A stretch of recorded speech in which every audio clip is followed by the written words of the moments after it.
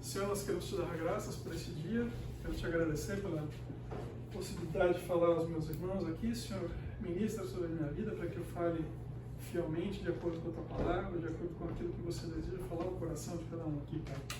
Me faz útil, Senhor, para cada um e abre os corações de todos aqui para conhecerem mais de ti, Senhor. Em nome de Jesus. Amém. Bom, a aula de hoje é sobre... É sobre Deus no Novo e no Velho Testamento. Essa aula ela vem na sequência dessa série Fortalecidos. Nós estamos fazendo essa série chamada Enraizados, né? E a aula está ligada à pregação do Fábio Gregório, Quem é Nosso Deus, de novembro de 2024. E algumas perguntas que a gente tem aqui para responder: quais são as principais diferenças entre as revelações de Deus no Velho e no Novo Testamento, e também como as alianças no Velho Testamento preparam o caminho para o Novo Testamento. Então a pergunta nossa é, a gente ouve muito esse tipo de pergunta: por que há tanta diferença entre o Deus do Velho Testamento e o do Novo Testamento? Como se o Deus do Velho Testamento fosse um Deus cruel e o Deus do Novo Testamento fosse um Deus amoroso, né? E entre a outra pergunta, o Deus do Antigo Testamento é diferente do Deus do Novo Testamento? Há diferença significativa entre um e outro? Né? Por quê? Porque muitas pessoas olham para o Deus do Velho Testamento e veem o peso da lei e da justiça, enquanto que no Novo Testamento a gente vai ouvir muito mais falar a respeito de perdão e misericórdia. Então, como é que nós vamos responder esse tipo de pergunta? Nós vamos falar um pouquinho sobre revelação progressiva, nós vamos mostrar como Deus é o mesmo e que conforme Ele se revela ao longo da palavra, nós vamos conhecendo melhor, conhecendo mais sobre Ele. Nós vamos falar um pouquinho sobre dispensacionalismo, é muito comprida a palavra, e teologia do pacto, aliancismo, e um pouco sobre trindade também, que há somente um Deus, que é triuno.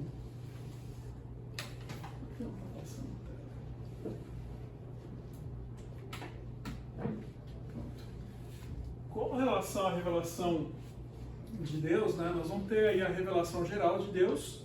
Deus vai se revelar para nós através da natureza, da história, da consciência, que é o argumento moral, e vai fazer uma revelação especial ou particular de Deus. Ele vai se revelar através de milagres, profecias através de Jesus, nas Escrituras e nas experiências pessoais. Com relação à revelação de Deus na natureza, nosso versículo-chave, né, que eu gosto bastante dele, é esse de Romanos 1, 19 e 20. Porquanto que Deus se pode conhecer e manifesto entre eles, porque Deus lhes manifestou. Porque os atributos invisíveis de Deus, assim como o seu eterno poder, como também a sua própria divindade, claramente se reconhecem desde o princípio do mundo, sendo percebido por meio das coisas que foram criadas. Tais homens são, portanto, indesculpáveis. Vocês vão ver que tem muitos outros versículos aí, mas a gente não vai poder ler todos, obviamente, a gente não tem tempo para isso. Mas o que o versículo aí está dizendo para a gente é que quando a gente vai olhar para a criação, nós temos que ter essa percepção de que existe um Deus. Isso tem que nos impulsionar. Hoje em dia, quando a gente olha para um céu estrelado, a gente não vê exatamente o que a gente via há alguns anos atrás. Não sei se vocês pararam para reparar isso. Você sai na rua hoje, olha para o céu, você vê uma ou outra estrela. Quando eu era adolescente, uma vez eu já estava em férias numa represa, né? E eu tive a oportunidade de passar a madrugada, virar a noite, olhando para as estrelas. E é um show excepcional, né? Então, aquilo que os nossos pais, os antigos, né, os patriarcas viam em termos de criação, em relação àquilo que a gente vê hoje, era muito mais impactante, né? Mas mesmo assim, a própria criação, ela tem que nos impactar de uma maneira a nos impulsionar a pergunta: existe um Deus? Existe alguém que fez isso? Existe um Criador para essas coisas? E essa pergunta deve nos impulsionar a buscar quem é esse Deus Criador. A revelação de Deus na história. Ora, se nós entendemos que Deus é um Deus Criador, né? Ele tem todo o direito de participar na sua criação. Ele vai ter a oportunidade de intervir na na história humana. Nós vamos ver que o texto bíblico nos mostra a interferência de Deus ao longo da história no Egito, na Assíria, na Babilônia, no Império Medo-Persa, Grécia, na queda de Alexandre, no Império Romano. Deus está interferindo ao longo da história, e essa revelação ela vai ser especialmente visível ao longo da história de Israel. Quando nós acompanhamos a história de Israel, nós vamos poder perceber mais intimamente a interferência de Deus na história desse povo. Dos patriarcas aos reis e até o Novo Testamento, o relacionamento de Deus com a nação de Israel nos revela quem é Deus, quais são os seus princípios, as suas ideias, as suas vontades, qual é a pretensão dele, né? E por que isso? Porque quando a gente fala de Israel, ela não é uma nação especial porque Abraão era especial. Ao contrário, Deus faz uma escolha ali. Ele escolhe Abraão e fala assim: a partir de você eu vou criar uma nação que vai servir de testemunho para as outras nações. O que acontece no meu relacionamento com Israel deve servir de exemplo para todas as outras nações de como é que Deus pensa, quais são as intenções, quais são os seus mandatos, quais são os seus julgamentos. Diz o texto ali de Deuteronômio 28, de 1 a 64, nós vamos ver o seguinte: quando ele faz o acordo dele com a nação de Israel: se vocês obedecerem fielmente ao Senhor, ao seu Deus, e seguirem cuidadosamente os seus mandamentos que hoje lhes dou, o Senhor, o seu Deus, os colocará muito acima das nações da terra. Olha, está falando, se vocês mantiverem os meus preceitos, os meus mandamentos, se vocês tiverem uma relação de fidelidade comigo, vocês vão ser colocados acima de outras nações. As outras nações vão vê-los acima de vocês, vocês acima delas. No entanto, no versículo 10, então todos os povos da terra verão que vocês são chamados pelo nome do Senhor. Vão ver a identidade entre a nação de Israel e o nome do Senhor. Entretanto, se vocês não obedecerem ao Senhor, ao seu Deus, e não seguirem cuidadosamente todos os seus mandamentos e decretos que lhes dou, todas essas maldições cairão sobre vocês. E aí ele vai relacionar, né, todas as maldições. Os atingirão. O Senhor fará com que vocês sejam derrotados pelos seus inimigos, vocês irão por um caminho e por 7 fugirão. E vocês se tornarão um motivo de horror para quem? Para todos os reinos da terra. Então, existe uma visibilidade sobre Israel para que o quê?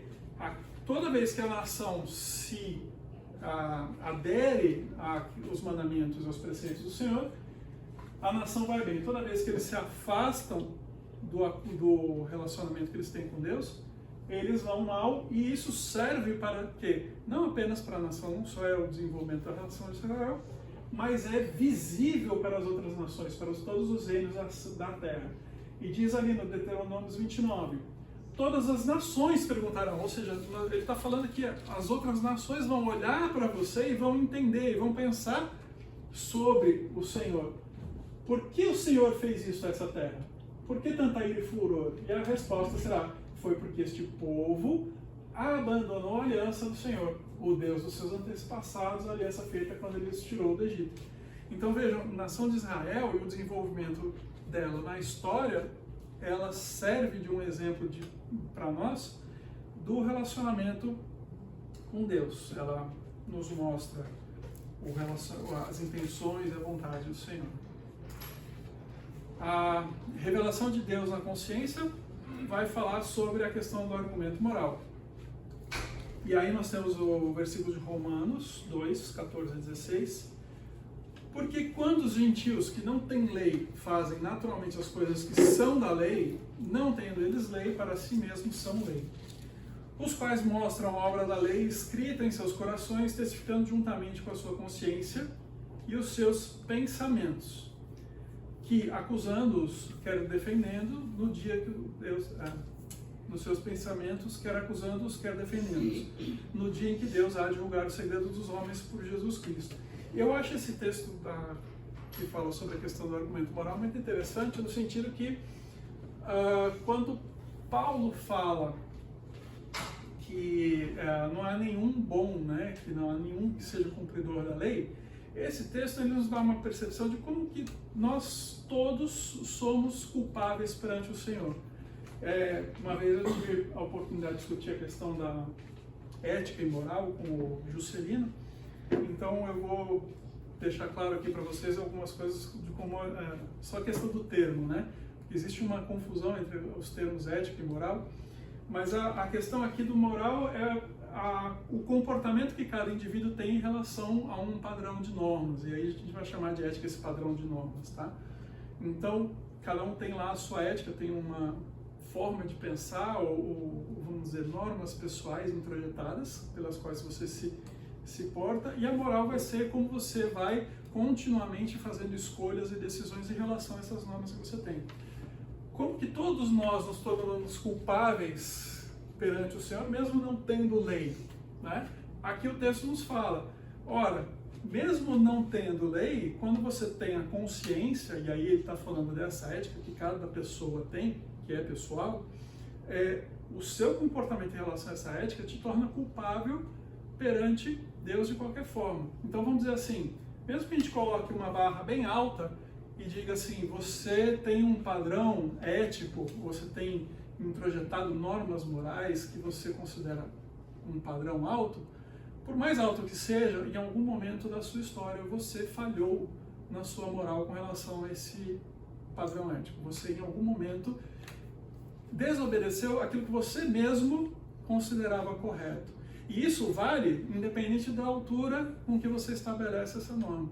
Então, o pior bandido, o pior canalha, ele também tem a sua ética, ele também tem o seu padrão. E mesmo dentro daquele padrão, por mais baixo que ele seja, ele também descumpriu com isso. Então, isso nos torna todos culpáveis perante o Senhor, porque em algum momento nós mesmos desobedecemos aquilo que nós achamos correto, independente daquilo que Deus ou qualquer outra pessoa pensa como perfeito, né? Claro que Deus revela a sua lei e nos mostra o que Ele considera correto e perfeito, e nós temos que aderir a essa lei. Mas quando a gente está falando da questão da consciência, isso serve para qualquer pessoa. Sempre, qualquer pessoa, independente do seu padrão de consciência, em algum momento, moralmente, toma uma decisão que vai contra esse seu padrão ético. Em relação à revelação pessoal, revelação específica, nós vamos ver que Deus vai se revelar através de milagres. O que é um milagre, né? Um milagre é um milagre genuíno, é um acontecimento que é fora do comum e ele tem que necessariamente realizar uma obra útil, que revele a presença do Senhor e o poder de Deus. Um falso milagre, ele é um engano, é um capricho de poder para exibição, ostentação e inferior ao verdadeiro milagre. Então, quando a gente está falando de milagre, aqui o que a gente está falando? Ora, quando a gente fala das pragas do Egito, o que Deus está fazendo ali? Ele está se manifestando, ele está se revelando e ele está manifestando para todos o poder que ele tem, de como ele pode intervir na realidade e fazer sinais da sua presença, da sua existência, né? Enquanto que ele ia fazendo as pragas, os egípcios conseguem reproduzir as pragas. A gente vai ler lá no texto que até a terceira praga, os egípcios conseguem repetir aquela praga, né? Só que aí o que acontece? Quando os egípcios fazem aquela praga, ela é uma mera manifestação de poder ou ostentação. Eles estão simplesmente falando assim, a gente também consegue fazer. A partir da quarta praga, quando eles não conseguem repetir mais as pragas que Deus está colocando para o povo egípcio, o próprio egípcio fala para o faraó, isso daqui não é obra de qualquer um, isso aqui é obra do Deus Todo-Poderoso. Então, os milagres, quando eles acontecem, eles servem a um propósito de sinal, manifestação, revelação de Deus, mostrar quem Ele é, mostrar sua natureza, mostrar seu poder, o domínio que Ele tem sobre a criação que Ele tem, né? E a gente vê, por exemplo, eu costumo observar a questão, por exemplo, de um amigo que participava de uma igreja pentecostal E ele dizia assim, porque recentemente a igreja teve uma manifestação de poder. Que legal. Começaram a aparecer pedras preciosas dentro da mente da igreja.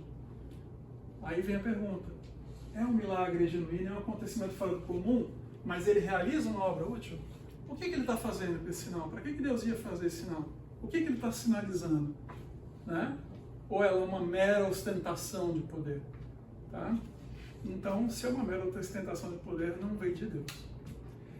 A questão do milagre cotidiano, a gente tem, talvez fique a pergunta, se Deus é capaz, né, de fazer milagres, ele é tão capaz de interferir na criação, por que ele não faz esse milagre continuamente? Né?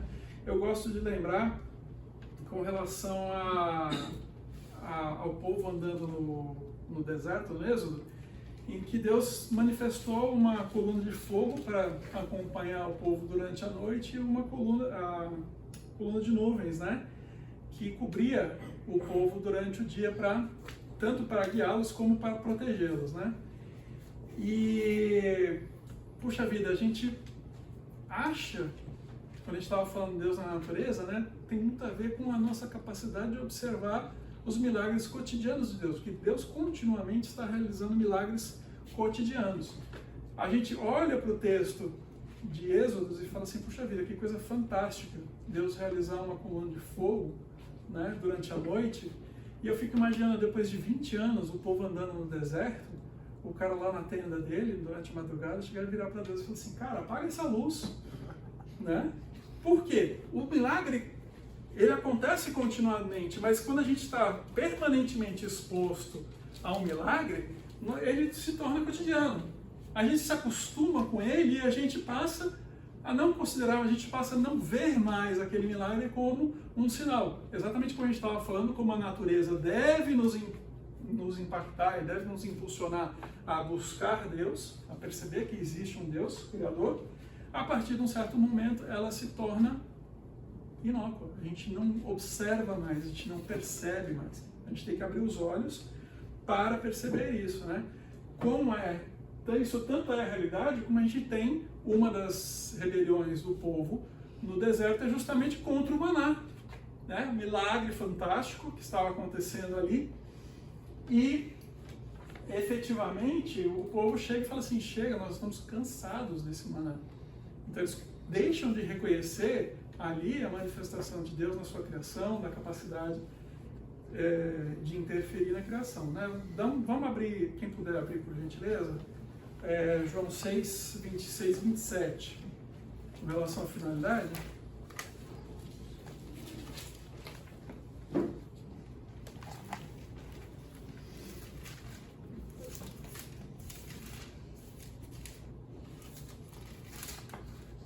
Alguém?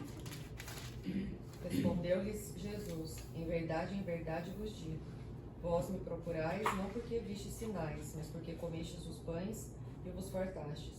Trabalhai não pela comida que perece, mas pela que subsiste para a vida eterna, a qual o Filho do Homem vos dará, porque Deus, o Pai, o confirmou com o seu selo. Então ele está acabando de falar para um povo que comeu do pão e do peixe que Jesus multiplicou.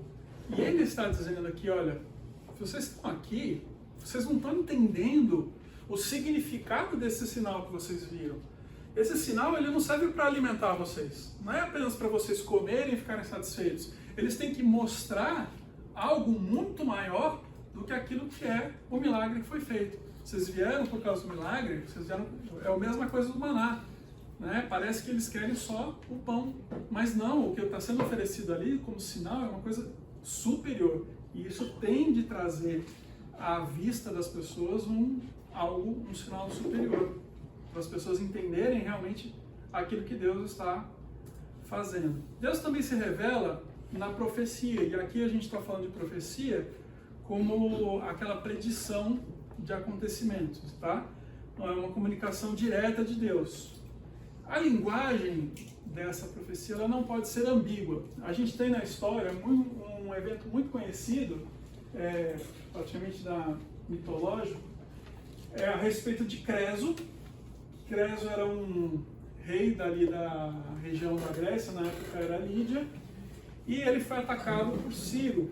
E quando ele foi atacado por Ciro, ele busca orientação no oráculo de Delfos. E o oráculo de Delfos entrega para ele uma predição de que um grande império ia vencer, e ele entende, Creso, que ele estava falando a respeito dele, Creso. Então ele vai à batalha e ele é fragorosamente derrotado. E é uma história muito famosa de como a interpretação que você faz da profecia pode ser enganosa, porque realmente o texto, a leitura dele foi ambígua, né? A profecia que foi dada lá por Delfos, completamente ambígua no ponto de vista do Creso.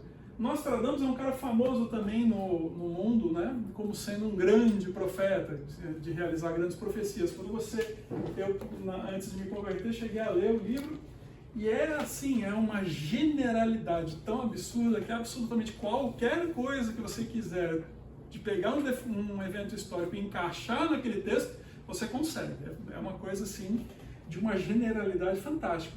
E o texto bíblico, ele não usa esse tipo de linguagem, ele usa de linguagens específicas, ele fala de termos específicos, momentos específicos que vão acontecer, né? E ele tem que ter também uma distância no tempo, né? Ela não pode ser uma coisa que a gente poderia entender ou perceber por predição ou presciência humana. Ou seja, Jesus fala, né? Se você olha para o céu, você consegue perceber que vai chover, né?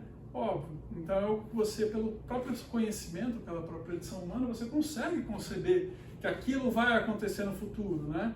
Às vezes é possível prever guerras. É um economista famoso, como é que chama mesmo? Da Primeira Guerra Mundial, quando houve o acordo entre a Alemanha e a Inglaterra, na Primeira Guerra Mundial, o economista chegou e falou assim, esse acordo ele ficou muito pesado para a Alemanha, vai acontecer na Segunda Guerra. Ele já previa isso, já no primeiro acordo de Versalhes. Por quê? Porque era algo que ele, do conhecimento dele, por predição ou presciência humana, ele conseguia falar que, olha, esses eventos vão dar ruim, né? Isso daqui vai dar errado. Então, ele tem que ter uma distância no tempo para que você não possa dizer que foi pelo conhecimento humano que você pôde fazer aquela predição, tá? E aqui, novamente, quando a gente está falando de profecia, nós estamos falando num sentido um pouco diverso daquele que a gente vai encontrar em 1 Coríntios 14:3. Aquele que profetiza fortalece, anima e conforta os outros, né? Quando ele está falando de profetizar em 1 Coríntios, ele está falando da palavra, de como a palavra de Deus vem se manifestar na pessoa para trazer um alívio, né? Para trazer conforto, fortalecimento. Então, quando a gente está falando sobre Jesus, né, sobre profecia, nós vamos ver que existe no texto bíblico toda uma gama de profecias que falam, que apontam para o sinal que seria manifesto na vinda de Cristo, tá? Então, nascido sob virgem, semente de Abraão, da tribo de Judá, da linhagem de Davi, que ele deveria nascer em Belém, ungido pelo Espírito, que ele seria vendido por 30 moedas de prata, e aí por diante. Então, a gente vai vendo que em Jesus a gente tem o cumprimento de diversas profecias que estão manifestas no Velho Testamento. Tá? Não vou ler todas para a gente manter um ritmo aqui, tá? Mas daí vocês conseguem ler na tela. Repartir suas vestes, seria abandonado por Deus, iria ressurgir dos mortos, subir às alturas e estar à direita do Pai. E aí nós vamos ter a revelação de Deus em Jesus. Ora, apesar da revelação geral da natureza, né, da revelação que a gente fala ali do geral, que ele se manifesta na natureza, que ele se manifesta na história, que ele se manifesta nesse julgamento moral, quando a gente está falando da revelação geral de Deus, e a gente pensa nos gentios, não necessariamente a revelação geral conduz o gentio ao conhecimento de quem é o verdadeiro Deus, né? Então, a gente vai ver que existem diversas religiões, existem manifestações de pessoas buscando Deus. Por quê? Porque eles percebem essa manifestação na revelação geral, mas isso não conduz necessariamente ao quem é o Deus verdadeiro, né? A gente vai perceber essa manifestação na revelação especial, mas o Tyson, quando ele fala aqui a respeito da teologia sistemática, ele vai dizer que mesmo assim, mesmo dentro da revelação especial de Deus, o próprio Israel não foi capaz de reconhecer Jesus como Messias. Então, a forma com que a gente se relaciona com essa revelação também faz muita diferença sobre o conhecimento real que a gente tem da natureza e vontade de Deus. Então, Jesus, ele vem nos mostrar a real natureza e o conhecimento da vontade de Deus. Cristo é o centro da história e o centro da revelação de Deus. Tá? Através de Jesus nós vamos ter 3 revelações, né? A gente vai ter uma tríplice entendimento da natureza de Deus. Né? Nós vamos entender a sua vontade, a sua natureza e a sua existência, porque Jesus viveu uma vida de Deus entre homens. Ele tinha não apenas uma plena consciência de quem era o Pai em sua vida, e como ele manifestava que ele estava em constante comunhão com ele. Tá?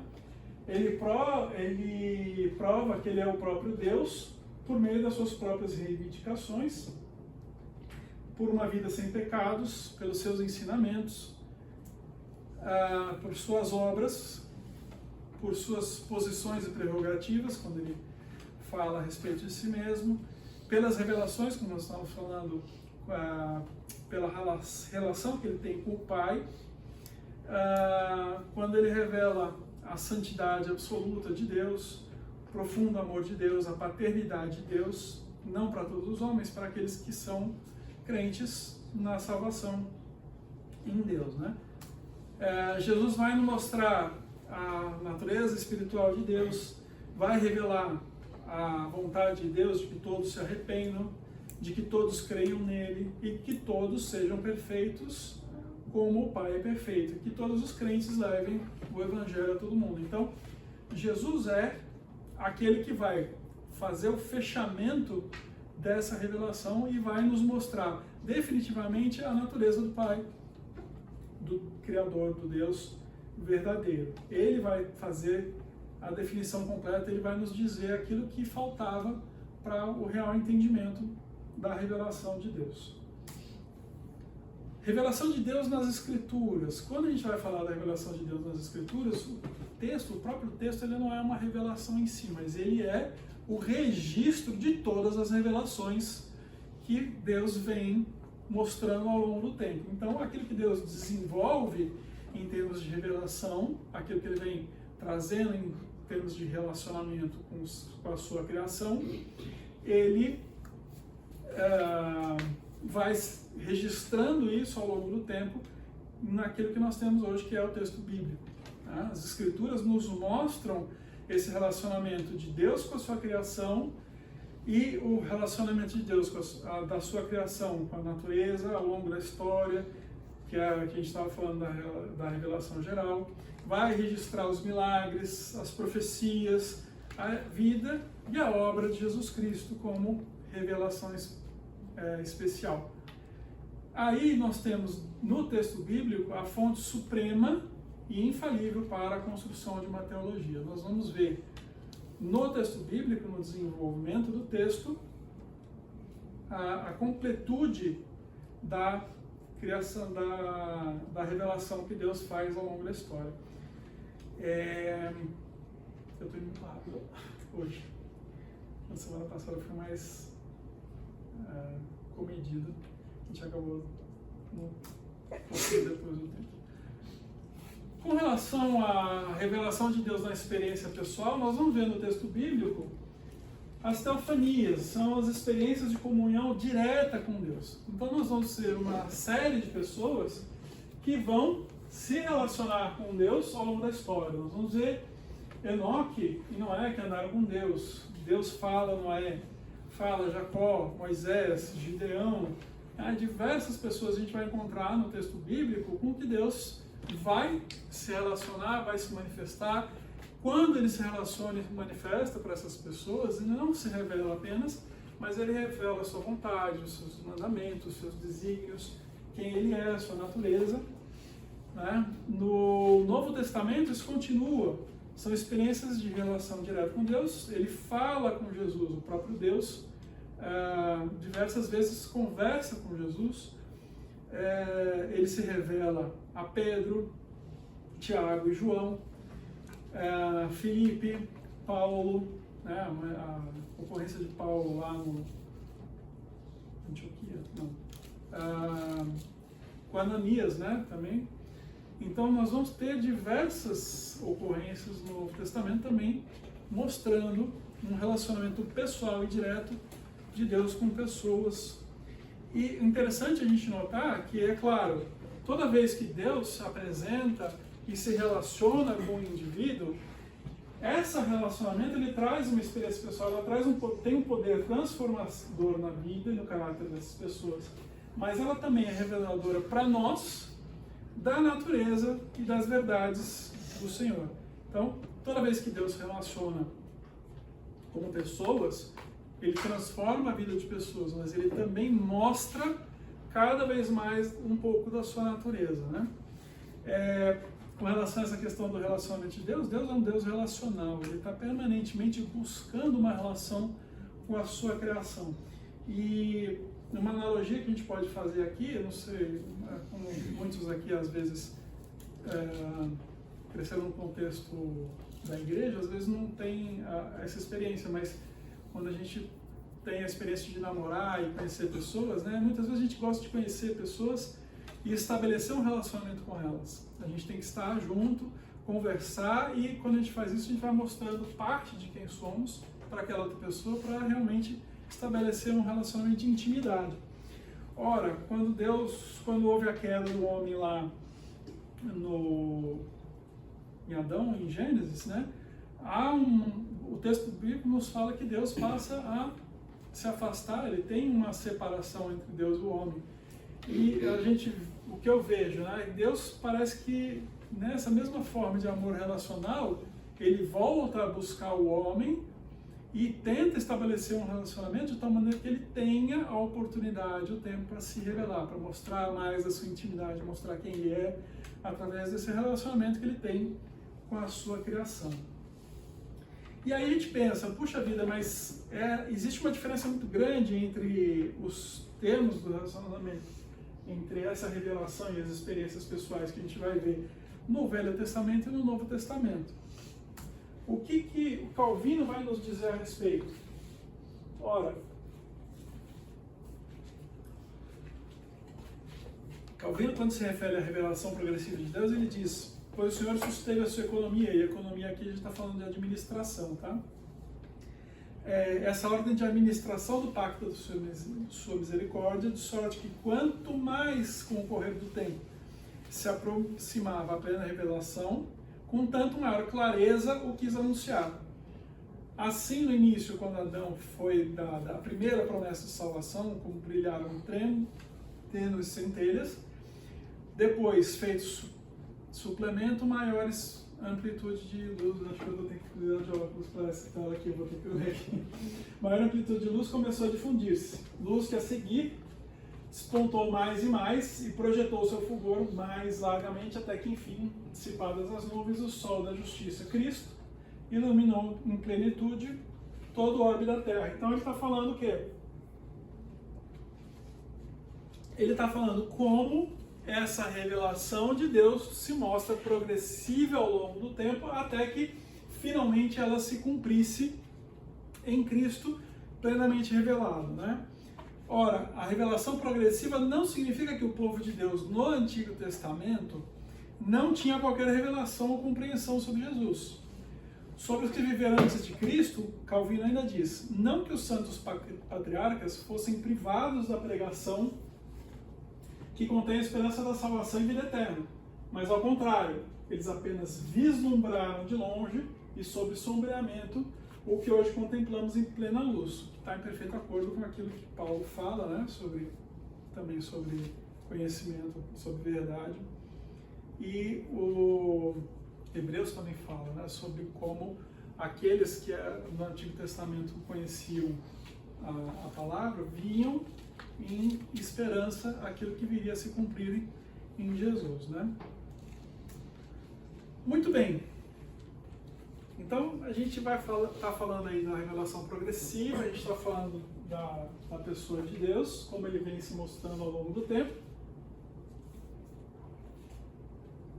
E o que vai acontecer? Quando a gente lê o texto, a gente vai andando ao longo do texto do Velho Testamento e do Novo Testamento, de fato, nós vamos notar o quê? Existe um protagonismo de uma pessoa em relação a outra. O que não é a mesma coisa de falar que da ausência dos outros. Né? O fato de haver um protagonismo de um ou de outro não nos fala da ausência do outro. Por exemplo, no Velho Testamento nós vamos ver claramente que existem, nós já vimos isso falando de profecias sobre o Messias. Então, apesar do Senhor ser o protagonista do Velho Testamento, ele mesmo fala de um Cristo, de um Redentor, de um acontecimento futuro de redenção.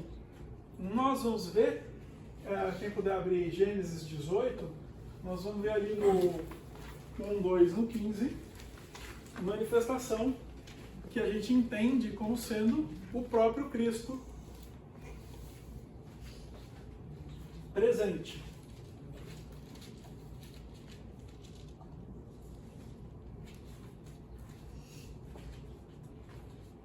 Quem pode ler, por favor? Depois apareceu o Senhor a Abraão junto aos carvalhos de Mamre. Isso. Estando ele sentado à porta da tenda, no maior calor do dia. Levantando Abraão os olhos, olhou e eis três homens de pé em frente dele. Isso. Então, o que acontece? Você está vendo aí que ele está falando que o Senhor apareceu, ele está fazendo referência a Deus. Né? Ele apareceu perante Abraão, mas ele diz o texto na sequência que são 3 homens. Tá? E a gente entende aí como sendo uma cristofania, o próprio Jesus se apresentando e conversando, tendo um relacionamento ali com Abraão. A gente vê depois que o texto fala que esses 2 desses homens eles partem para Sodoma e Gomorra. A gente pode até dizer que são 2 anjos, né, que foram para lá, porque até o texto de Sodoma e Gomorra fala em anjos. Agora, Agostinho, quando ele comenta esse texto, ele vai falar que ele não vê distinção essas 3 pessoas, como se as 3 pessoas que comparecem na presença de Abraão aí fosse a própria manifestação da Trindade. Pergunta. Não, a pergunta é rapidinho. Claro. Aquela menção lá em Gênesis, façamos o homem a nossa imagem, a nossa semelhança, é um reforço da Trindade? Nós vamos ver isso mais na frente quando a gente for falar especificamente de Trindade. É um segundinho daqui, a gente fala depois do intervalo. Por favor, 5 minutos, que eu acho que tem bastante coisa. Bom, eu estou indo rápido demais, então a gente chega rápido. Bom, continuando aqui sobre a questão do protagonismo, né, que a gente estava falando de Deus ao longo do texto bíblico, nós vamos ver então nos evangelhos, e aí a gente vai ver aqui como Novo Testamento, que os evangelhos, Apocalipse, Atos e Cartas, nós vamos ver um protagonismo na pessoa de Jesus no texto dos evangelhos. O que não quer dizer, novamente, que o Senhor e o Espírito Santo não estejam presentes no texto do Novo Testamento. Que eu puder abrir Mateus 3, 16 e 17, para a gente ler.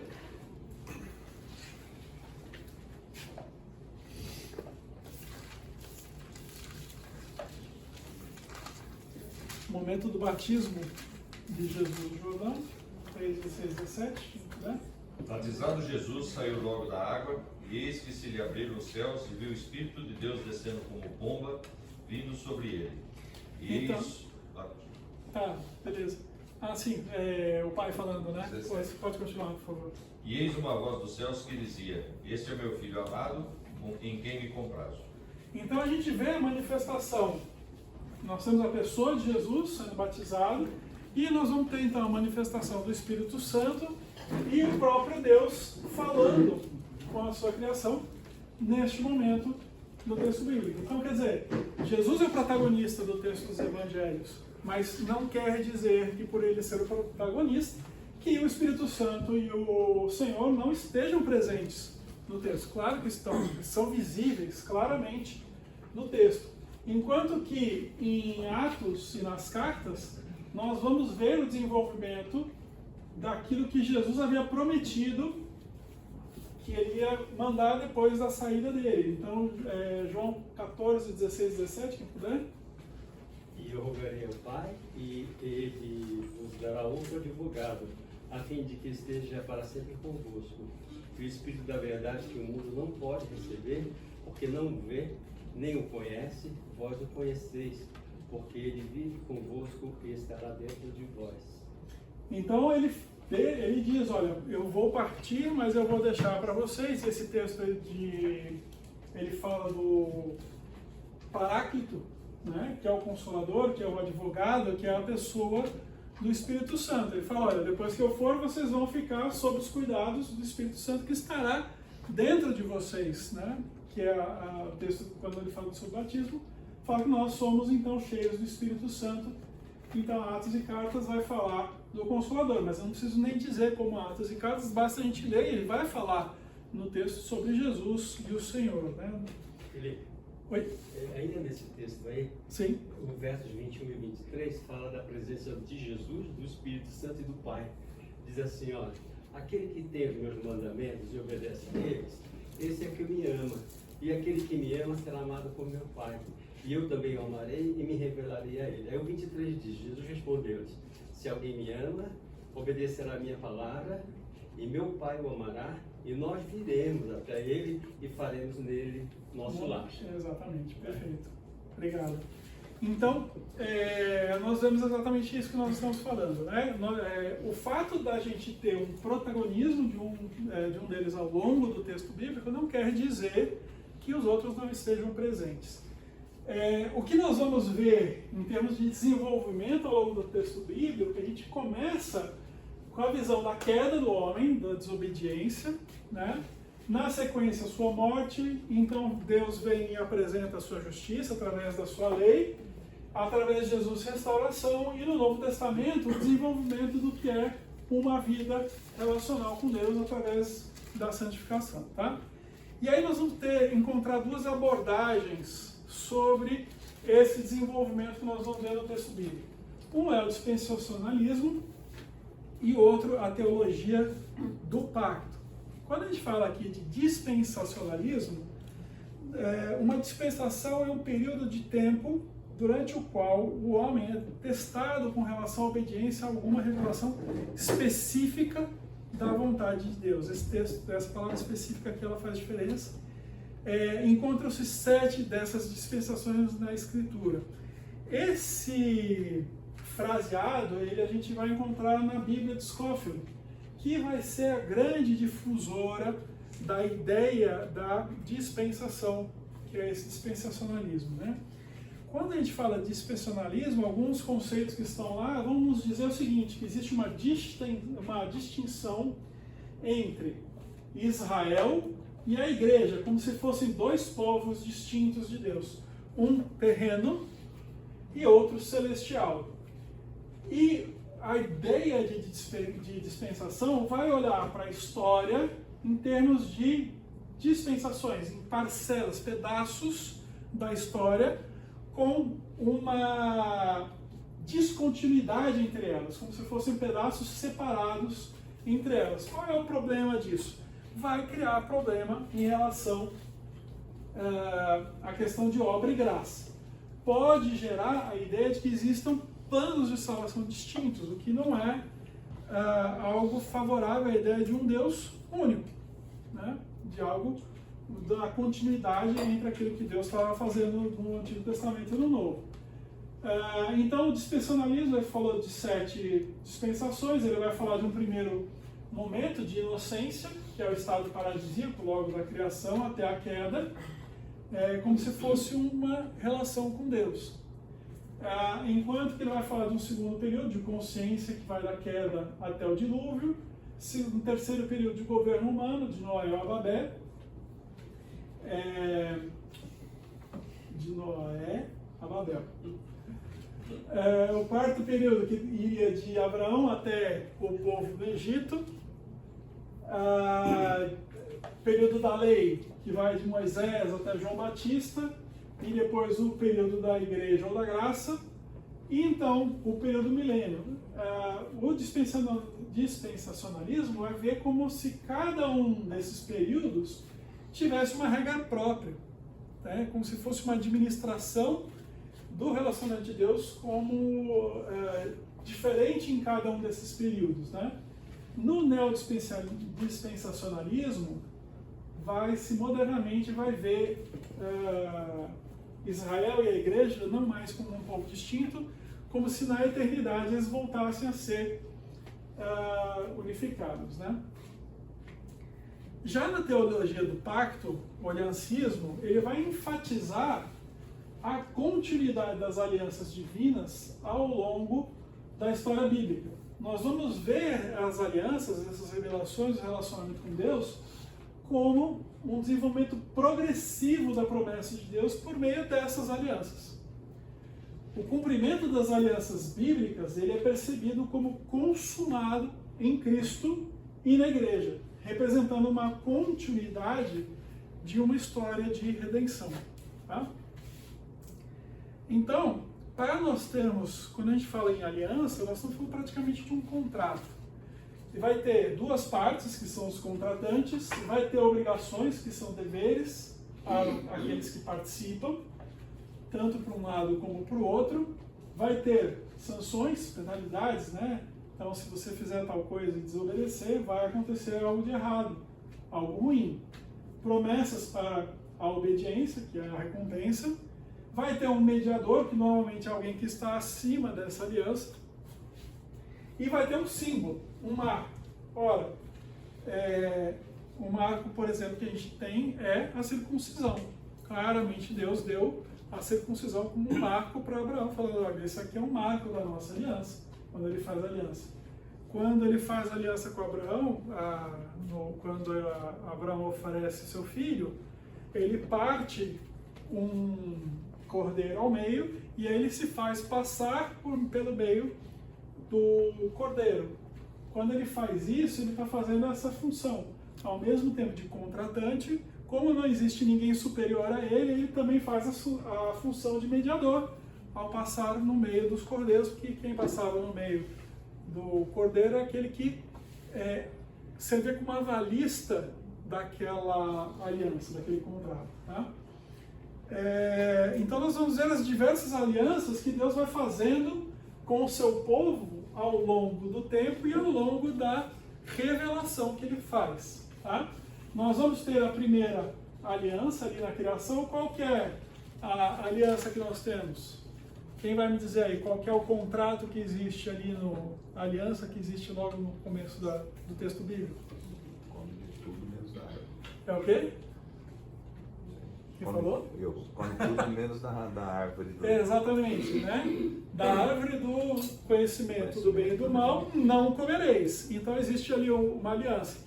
Ora, existe uma obrigação. Qual é a obrigação? Desta árvore não comereis.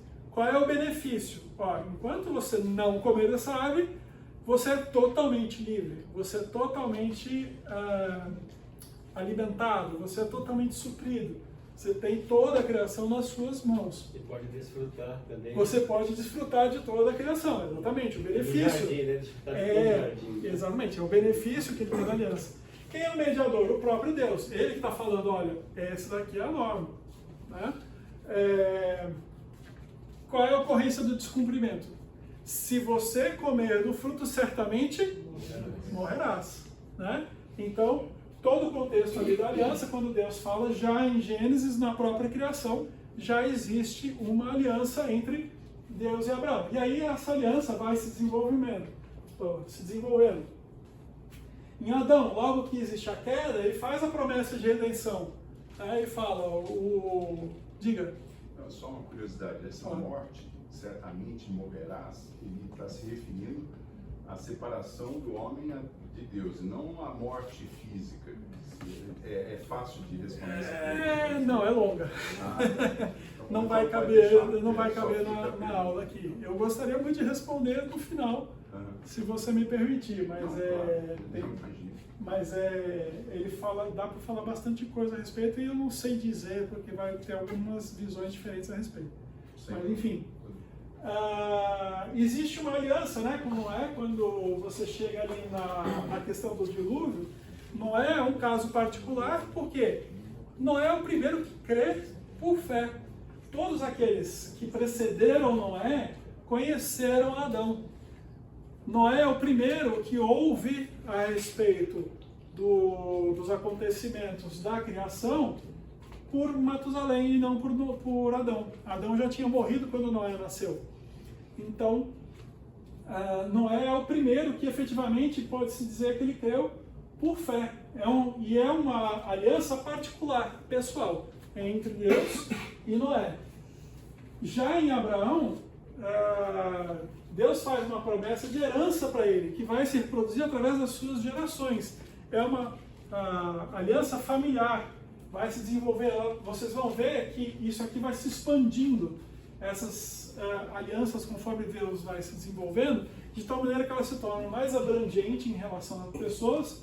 Em Moisés, por exemplo, nós vamos ver uma aliança que vai para um povo, ela vai criar efetivamente um povo, uma nação que está ligada à aliança. A gente leu lá o texto de Deuteronômio, como Deus falava ali, olha, se você cumprir com os mandamentos, se você cumprir com essa aliança, coisas boas vão acontecer. Se você desobedecer essa aliança, coisas ruins vão acontecer. Então existe uma aliança acontecendo ali, e ela é muito mais abrangente do que aquela aliança que havia em Abraão.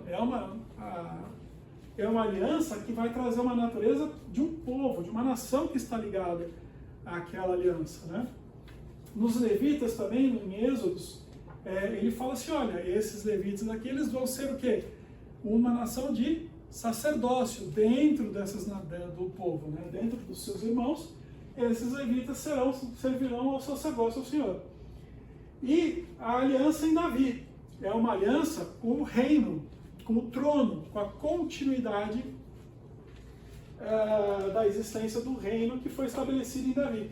E eu acho interessante a gente notar também que não ela apenas é mais abrangente no sentido de se expandir, a levar cada vez mais pessoas para dentro dessas alianças com que Deus está desenvolvendo, mas eu acho interessante perceber que existe âmbitos, aspectos da vida humana que vão sendo também abrangidos nessas alianças. Por exemplo, quando a gente fala de reino e trono, nós estamos falando de um país, não mais de uma nação, mas efetivamente algo territorial, normativo e político. Né? Quando a gente está falando de levitas, nós estamos falando da dimensão espiritual, relação sacerdotal. Né? Quando a gente fala de povo, de nação, nós estamos falando de conceito de cultura, de ideias, de formas de pensar, de ética, como eu tinha falado desde o começo.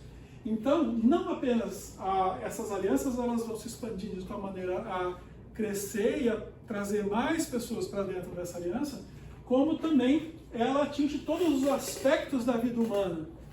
Tá? Cada aliança vai trazendo mais aspectos da vida humana para dentro do relacionamento com Deus. E efetivamente, na nova aliança, que é a aliança que nós temos em Cristo, ela se torna universal, porque ela vai abranger não apenas o judeu, mas também o gentil. E em Jesus há o cumprimento de todas aquelas alianças anteriores. As alianças que foram descritas ao longo do tempo, elas efetivamente vão ser cumpridas nesta nova aliança. Então é através de Jesus que nós temos um cumprimento da aliança completa, né? A completude das alianças. Em relação à aliança e dispensação, o que nós vamos perceber? A aliança, ela traz uma perspectiva mais clara da continuidade, que é muito mais compatível com a ideia de um Deus imutável do que a ideia de dispensação, que vai separar em períodos, em pedaços ou em contextos diferentes o desenvolvimento da revelação de Deus. Então, o que nós viemos falando aqui, a conclusão é que Deus que existe no Velho Testamento é o mesmo Deus do Novo Testamento. E isso se revela mais claramente quando nós vamos falar de Trindade. Quando eu fui preparando esse estudo, eu fui vendo que quando eu cheguei efetivamente na questão da Trindade, eu vi o tamanho e a complexidade do assunto e eu me desesperei um pouquinho até eu encontrar essa aula do Natanael, de dezembro de 2018, que fala sobre o Deus triuno. Eu não tive vergonha nenhuma de copiar a aula inteira, tá? Mas o único mérito aqui foi condensar a aula para ela caber nesses minutos finais da nossa aula. Mas eu estou dizendo isso por quê? Porque é um assunto complexo, é um assunto bem difícil de transmitir. Quando você vai ver ao longo do tempo o desenvolvimento do conceito da Trindade, ele vai levar cerca de 300 anos para efetivamente se concretizar aquilo que, ou se cristalizar aquilo que efetivamente você vai falar como sendo a ideia, o conceito, o fundamento da Trindade. Inclusive, quando você vai ver nas três religiões, que são as ditas três religiões monoteístas, para o judaísmo, né, o conceito de unidade de Deus está no Shema, de tal maneira que ele fala, Deus é o único Deus. Né? Existe uma unidade ali que não cabe o conceito de Jesus como Deus, por exemplo. E mesmo o islamismo, ele tem uma tese desse elemento, que ela chama Tawhid, que vai falar também, olha, não existe a possibilidade de Deus, de Jesus ser Deus. Né? A própria ideia de trindade é uma ideia tão fundamental para o cristianismo que vai definir uma diferença entre aquilo que é o islamismo e o judaísmo. Vai fazer uma diferença. Tá? A ideia de trindade vai distinguir essas religiões de tal maneira que o cristianismo é totalmente fundado na trindade. Até porque é necessário que Jesus seja Deus para que possa ser completa a salvação. Então a Trindade, quando a gente vai falar de Trindade, ela é divinamente o quê? Revelada. Quando a gente estava falando a respeito de revelação, Trindade é alguma coisa que não se vê claramente como uma norma ao longo do texto bíblico. Ela vai se desenvolvendo e ela vai ser revelada finalmente, e ela está implícita no Velho Testamento, mas ela é esclarecida no Novo Testamento. Nós vamos ver claramente no Novo Testamento a Trindade. E a Trindade, quando a gente fala do Pai, o Senhor, né, ele já tinha usado essa relação, o Filho é Jesus e o Espírito Santo, que é o Espírito de Deus no Antigo Testamento. Em Deus subsiste eternamente três pessoas distintas, o Pai, o Filho e o Espírito Santo, sendo que essas pessoas são coiguais, coeternas e plenamente divinas. Esse aqui é um símbolo, né, que é usado para resumir a Trindade, e ele nos mostra, né, que o Pai não é o Filho, o Espírito Santo não é o Filho e o Pai não é o Espírito Santo. Ao mesmo tempo, o Pai é Deus, o Filho é Deus e o Espírito Santo é Deus. Então ele nos vai falar sobre a unidade de Deus, como sendo realmente um Deus único, que está manifesto em três pessoas. Então nós vamos falar em algumas afirmações fundamentais sobre a Trindade. Tá? Primeira afirmação fundamental: Deus é único. Nós não estamos falando de três deuses, nós estamos falando de apenas um Deus. Deus é único, mas Deus, ao mesmo tempo, ele é três pessoas. Cada pessoa é plenamente... pulei a frase ali, né? O texto ali inicialmente sobre a dificuldade que existe, né? Que eu estava falando sobre a complexidade da Trindade. Né? Esse texto aqui, o Natanael menciona, do Tertuliano, né? Diz que a doutrina da Trindade foi divinamente revelada e não construída por seres humanos. Porque ela é tão absurda para os padrões humanos que ninguém poderia inventá-la. Ao mesmo tempo, alguém disse acerca dela: tente explicá-la e você perde a cabeça, mas tente negá-la e você perde a sua alma. Quer dizer, é algo realmente complexo de entender, de conceituar, e depende da revelação de Deus. Então, as três afirmações fundamentais: Deus é o único, Deus é três pessoas, e que cada uma dessas pessoas, Jesus, o Espírito Santo e o Senhor, é plenamente Deus. Tá? O que a gente não deve dizer sobre Trindade, o que a gente deve evitar de falar sobre a Trindade, como eu estava dizendo, não são três deuses, e aí ele relaciona algumas das heresias que vão surgir para falar dessa ideia de três deuses, né? Os mormons teriam essa visão da Trindade como sendo três deuses. Não são partes, parcialismo. Eu usei na outra aula, até falei esse exemplo, que a gente fala pensar Deus como aqueles antigos aparelhos, quem mais velho aqui sabe o que eu estou falando, o 3 em 1, né?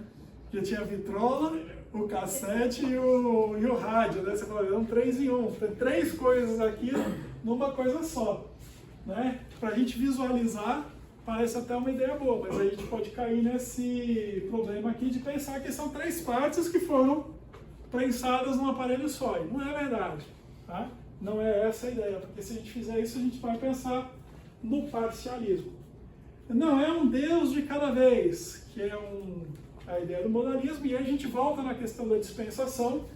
Por quê? Porque quando você lê o texto, e a gente viu aquele texto falando sobre o protagonismo, se você for olhar para o protagonismo, você pode chegar a pensar que ao invés de falar de um Deus só se manifestando em pessoas diferentes, você vai poder pensar na forma do modalismo, que é um Deus, Deus se mostrando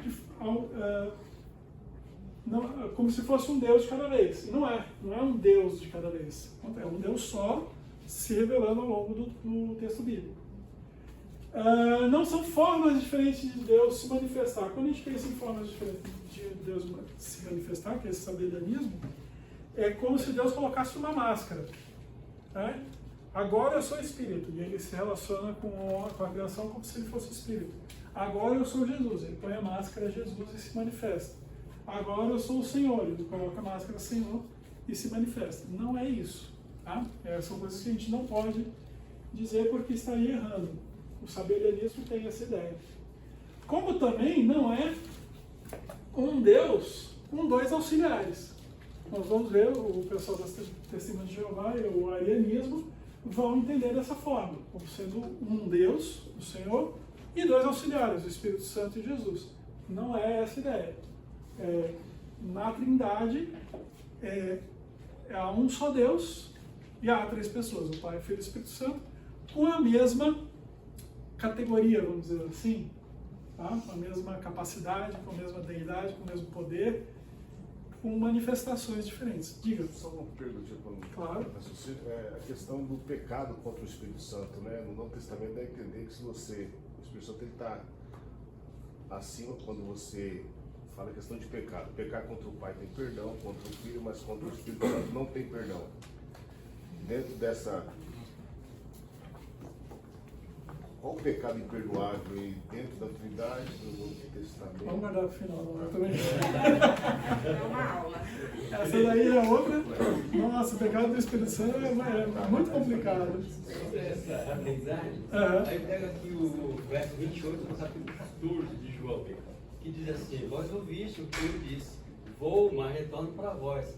Se me amasseis, ficareis alegres com o fato de que eu vou para o Pai, pois o Pai é maior do que eu. Né? Então, essa expressão... Nós vamos ver isso daí ao longo do texto aqui. Esse texto é entendido não como hierárquico, tá?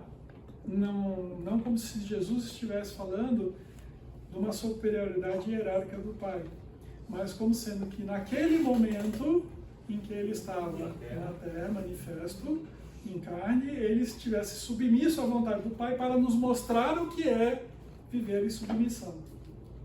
Ok? Só para manter a ideia de que a gente não está falando de uma hierarquia. Não. Tá? Então, Trindade no Velho Testamento, e aí estava falando, você que estava falando, né, de façamos, não, ele que estava falando no fundo, né, façamos de acordo. Então, a gente tem os indícios. A gente tem indícios no Velho Testamento que falam sobre Trindade, né? Então, quando o texto fala assim, ouça Israel, o Senhor é o nosso Deus, é o único Senhor, o único Deus, ele usa o termo aqui, Jeová Elohim. E aí passa essa ideia de multiplicidade em Deus. No princípio, deuses aqui, Elohim, também está numa forma plural. Então disse Deus, façamos, e aí ele estava perguntando, o homem é a nossa imagem, conforme a nossa semelhança. Tem os textos em plural, nos dá a ideia de pluralidade aqui, e então é um indício sobre trindade no Velho Testamento. Em Gênesis 11, 7, quando ele fala de Babel, ele fala assim, desçamos e confundamos. Ele está usando também o termo plural para falar de si mesmo. No chamado de Isaías 6,8, quem irá por nós, né? Então, a gente tem alguns indícios no Velho Testamento sobre a questão da Trindade. Quando a gente vai no texto bíblico, a gente vai ver a divindade do Pai. O próprio Paulo fala na confissão, há um único Deus, o Pai, de quem vêm todas as coisas e para quem vivemos, de um só Senhor, Jesus Cristo. Objeto de oração, vocês orem assim, Pai nosso que estás nos céus, aquilo que o próprio Jesus remete ao Pai, a oração, santificado seja o teu nome. No relacionamento com o Filho que você estava falando, né? Olha só, e agora glorifica-me, e agora Pai, então está se relacionando com o Senhor, glorifica-me, né? Relacionamento recíproco, junto a ti, com a glória que eu tinha contigo, antes que o mundo existisse. Aí vem essa questão que você estava falando que o Pai é maior, porque neste momento ele não está com a glória que ele tinha na eternidade, como em Efésios fala, que ele se esvaziou do seu poder para poder efetivamente vir como homem.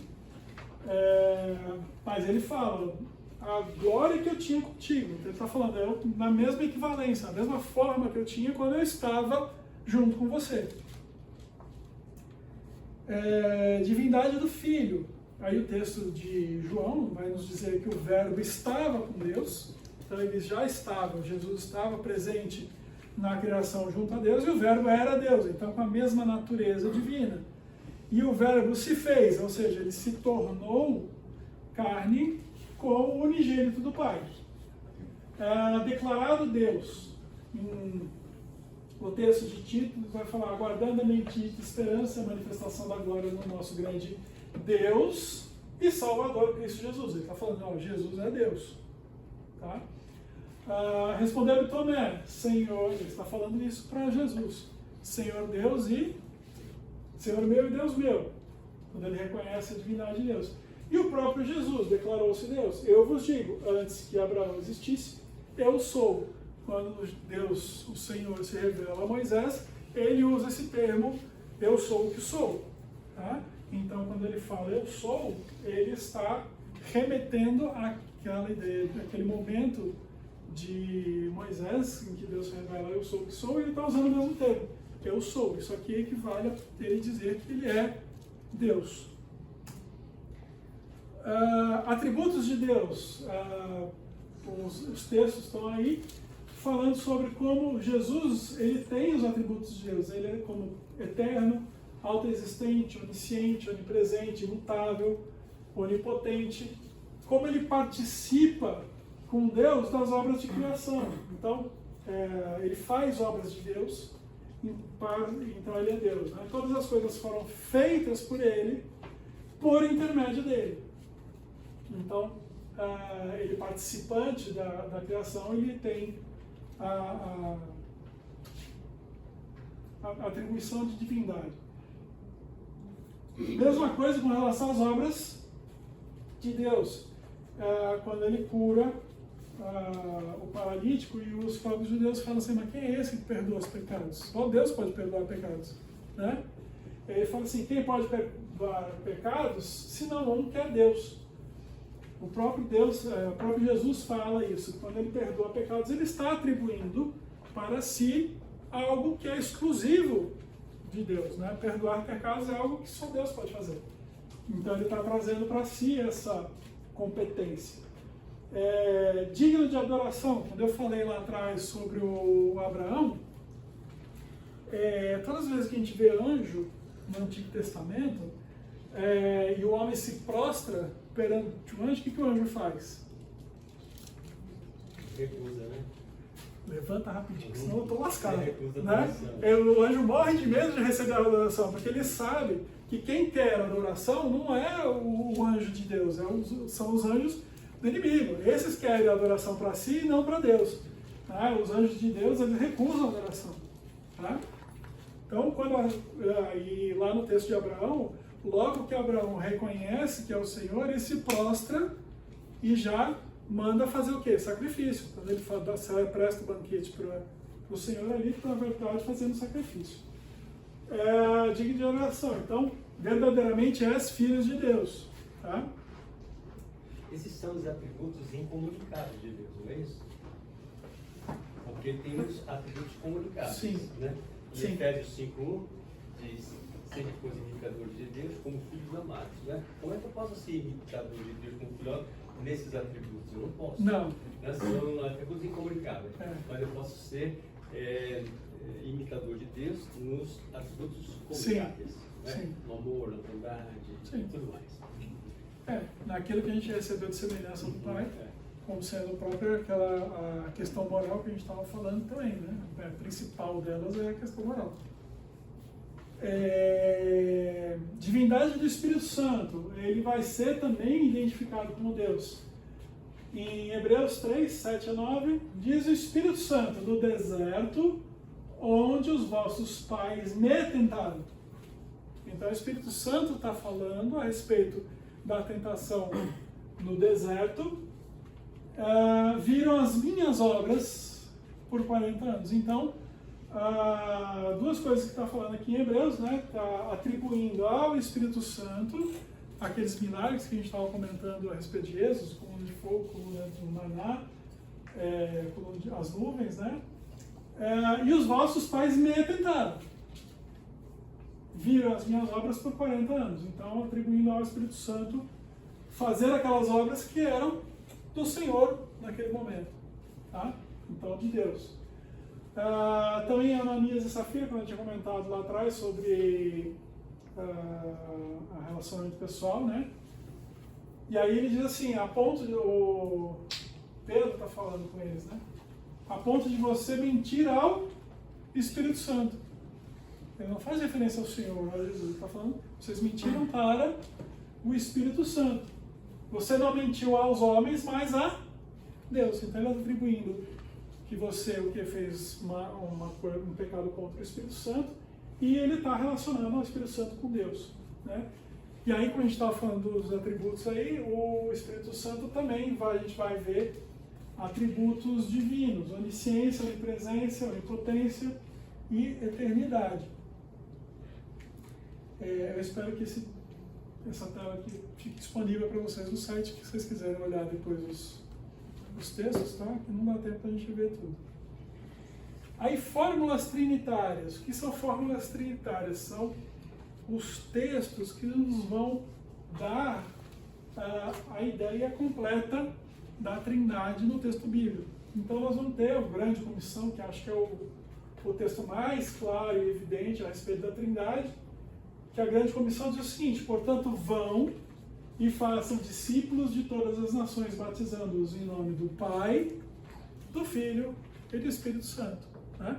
Grande fórmula trinitariana é essa. Em termos de atuação, nós vamos ver algumas distinções. Há diferentes formas de atuação, mas é o mesmo Deus que efetua tudo em todos. E a gente está falando aqui de um Deus só, mas ele vai falar assim: há um só corpo e um só Espírito, há um só Senhor, uma só fé, um só batismo. Um só é Deus e Pai de todos. Bênçãos são a graça do Senhor Jesus Cristo, o amor de Deus e a comunhão do Espírito Santo sejam com vocês. Então vejam que o texto está unindo no mesmo texto as pessoas da Trindade e remetendo também à ideia de apenas um Deus. Formas trinitárias. Economia novamente, né? Quando a gente estava falando de economia, a gente não está falando de dinheiro, mas em termos de administração, né? Como se cada um deles tivesse funções ou características próprias na obra em cada pessoa. Então o texto ali de 1 Pedro vai dizer assim: escolhidos de acordo com o pré-conhecimento do Deus Pai, pela obra santificadora do Espírito, em obediência a Jesus Cristo. Também em Efésios 1, porque Deus nos escolheu nele antes da criação do mundo. Em amor, nos predestinou para sermos adotados como filhos por meio de Jesus Cristo. Nele, quando vocês ouviram e creram na palavra da verdade, o Evangelho que os salvou, vocês foram selados com o Espírito Santo da promessa. Tá? Então, as 3 pessoas aí participando na questão da Trindade. A teologia sistemática ela vai falar para a gente sobre a Trindade como uma outra maneira de encarar o estudo da teologia sistemática, é fazer uma abordagem sobre as obras dos membros da Trindade. E aí a gente vai ver o Pai como destacado nas obras de criação e providência, o Filho como efetivando a redenção da humanidade pecadora e o Espírito Santo como aquele que sela, né? Lembra que a gente tinha falado das alianças, sobre o marco? O Espírito Santo como sendo aquele que faz o marco da ação redentora de Jesus na nossa vida. Ele faz o selo, ele fecha essa obra redentora na nossa vida quando ele entra em nós através da salvação. Ele vem e toma a nossa vida e nós então somos restaurados, restabelecidos com o Pai, tornando dessa forma real a salvação. Então, só para concluir, porque nós vamos ver o seguinte: a percepção de que Deus no Velho Testamento seja distinto do Deus do Novo Testamento é uma percepção equivocada. E, em geral, ela vai estar fundada no quê? No desconhecimento da revelação progressiva, né? A pessoa que vai ter uma ideia de que Deus no Novo Testamento é diferente do Velho Testamento, ele não tem uma visão plena da revelação progressiva de Deus ou das suas alianças, nem da unidade e trindade que existe no Deus Todo-Poderoso. Deus se relaciona com a humanidade e ao longo do tempo ele vai desenvolvendo e apresentando quem ele é e o seu plano de redenção. A Bíblia, como eu disse para vocês, ele registra a queda, a morte, a justiça, a restauração, a vida com Deus, a santificação, e no fim dos tempos ela nos prevê o pleno cumprimento da justiça e a plena restauração de vida para a eternidade com ele. É isso que eu tinha para falar com vocês. Muito obrigado. Vamos orar? Senhor, eu te agradeço porque nós pudemos falar da tua palavra, conhecer um pouco mais do teu reino, da tua vontade, que essa palavra seja edificante para o coração dos meus irmãos aqui, que todos tenham uma semana abençoada em nome de Jesus. Amém? Amém.